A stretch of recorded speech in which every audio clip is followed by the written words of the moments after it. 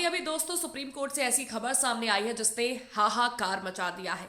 एक ओर सरकार राम मंदिर की तैयारियों में लगी थी तो वहीं दूसरी ओर बीजेपी सरकार को सुप्रीम कोर्ट से बहुत बड़ा झटका लगा है जिसने सबकी हालत पस्त करके रख दी है।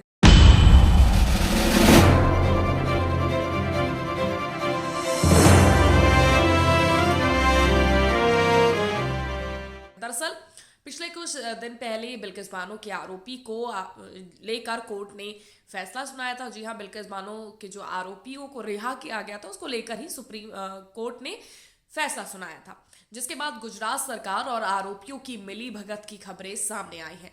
लेकिन अब कोर्ट ने फिर बड़ा आदेश देते हुए 2 दिन के अंदर सबको सरेंडर करने को कहा है, जिसने बीजेपी की टेंशन को और बढ़ा दिया है। मीडिया रिपोर्ट्स की माने तो सुप्रीम कोर्ट ने गुजरात में 2002 के दंगों के दौरान बिल्किस बानो से गैंगरेप और उनके परिवार के 7 सदस्यों की हत्या के मामले में सरेंडर करने के लिए समय बढ़ाने के अनुरोध संबंधी 11 दोषियों की याचिका शुक्रवार को खारिज कर दी। जस्टिस बीवी नागरत्ना और जस्टिस उज्जवल भुइया की बेंच ने कहा कि दोषियों की ओर से बताए गए कारणों में कोई दम नहीं है। बेंच ने कहा, हमने आवेदकों के वरिष्ठ अधिवक्ता और वकील गैर आवेदकों के वकील की दलीलों को भी सुना है।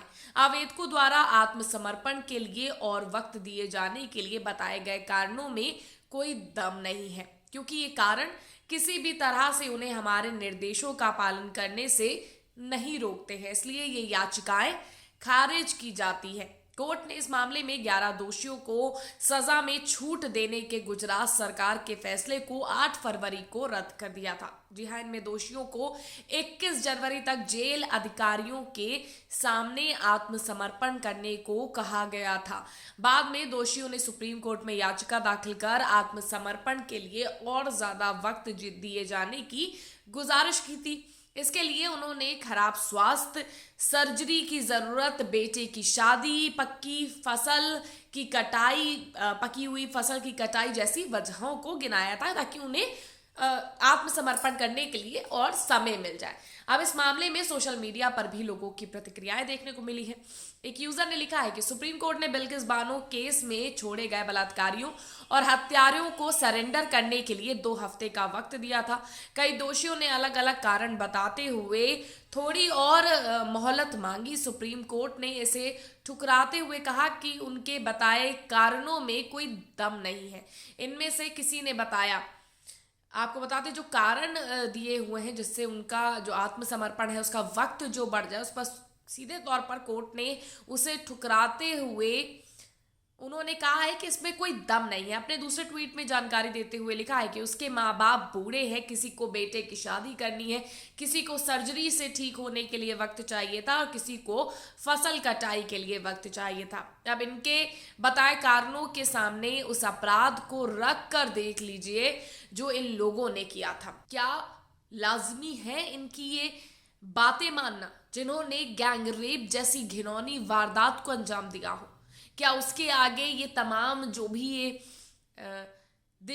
वजह दे रहे हैं जिससे इनका समय बढ़ जाए, क्या वो देना इन्हें लाजमी है? एक अन्य यूजर ने लिखा है कि बीजेपी देश के लिए कलंक। 2002 से लेकर अब तक गुजरात में बीजेपी अपनी सरकार बचाने के बहाने कानून का धज्जियां उड़ाती रही है और देश की जनता गुजरात मॉडल एक टाइटल बना दिया गया है। क्या कानून को रखेल बनाना मॉडल है तो राम जाने देश की गति। यानी कि अब लोग सीधे तौर पर ट्वीट करके ये तमाम बातें बोल रहे हैं, ये तमाम तर्क कर रहे हैं। एक और यूजर ने लिखा है कि इन नर पिशाचों का अपराध इतना बड़ा और भीभत्स है कि इनको खुलेआम फांसी होनी चाहिए।